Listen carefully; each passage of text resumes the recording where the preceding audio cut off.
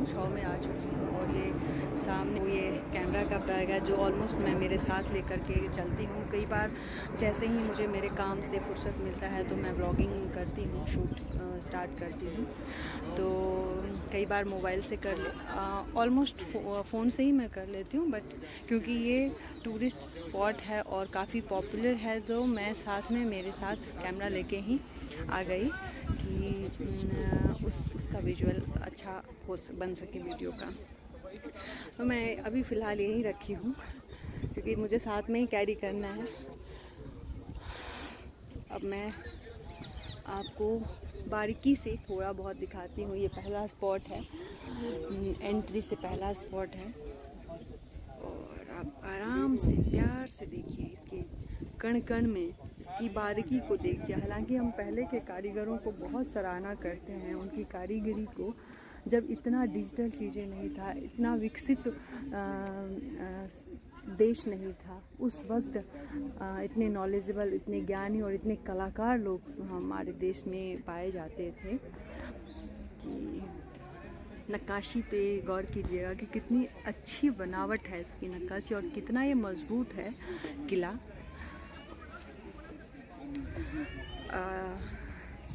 मैं आज स्टैंड लेकर के नहीं आई क्योंकि स्टैंड मेरा घर पे ही था और मैं बाहर से ही आ गई हूँ, तो थोड़ा सा तो दिक्कत है, दूर से आपको दिखा नहीं पा रही हूँ और मैं कैमरे में आ नहीं पा रही हूँ क्योंकि फ़ोन फिर मुझे ही कैच करना है।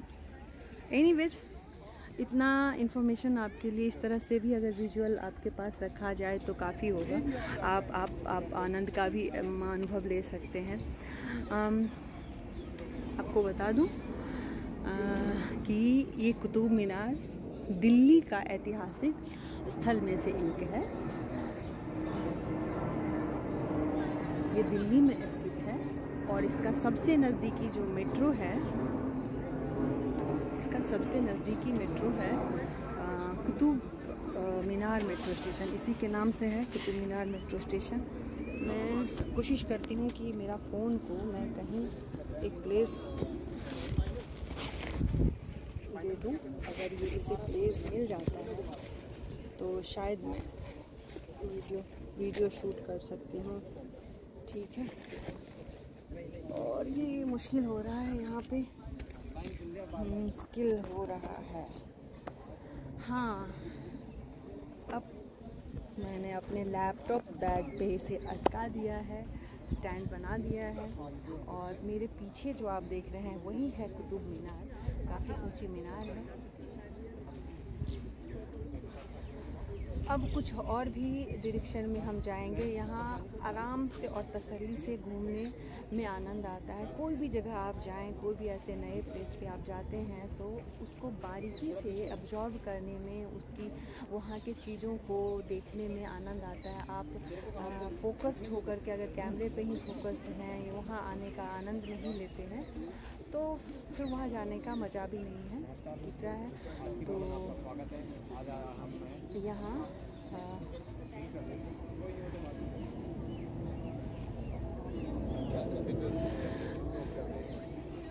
तो मैं यहाँ पे सॉरी, यहाँ मेरे साथ कुछ और भी ब्लॉगर्स हैं तो मैं उनसे रिक्वेस्ट कर रही थी वो थोड़ा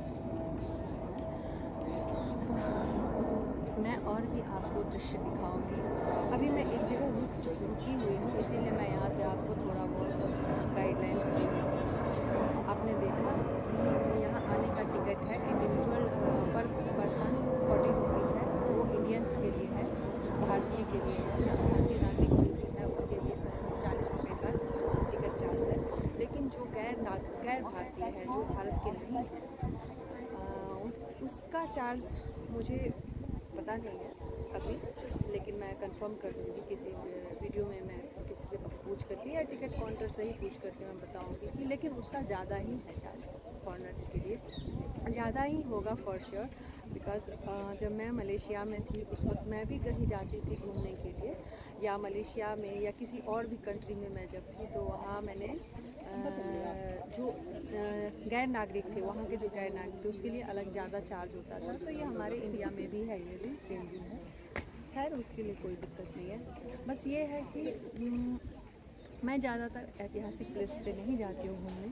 ये सिर्फ इसलिए आई हूँ क्योंकि जब से मैं अपने खाली वक्त में जब से मैं व्लॉगिंग करना शुरू की हूँ, मुझे बहुत आनंद आने लगा है। जगह जगह आई तो मैं पहले भी थी, लेकिन मेरे व्लॉग के टाइम में ये मैंने वीडियो शूट नहीं किया था, तो इस वजह से मैं यहाँ आई हूँ व्लॉगिंग करने के लिए। जो अब मेरे काम के अलावा जो मेरे पास वक्त मिलता है, मैं उसमें अब दिल्ली के टूरिस्ट स्पॉट या कई और जगह जहाँ मैं घूमते रहती हूँ काम के सिलसिले में या घूमने के सिलसिले में, तो मुझे व्लॉगिंग करना अच्छा लगने लगा है अब, इसलिए भी मैं यहाँ आई हूँ।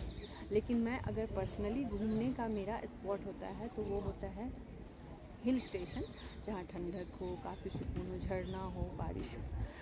खैर एनीवेज, मैं आपको दूसरा भी पार्ट दिखाती हूँ, आप बने रहिए मेरे साथ। मैं दूसरे पार्ट की ओर लेकर के जाती हूँ आपको।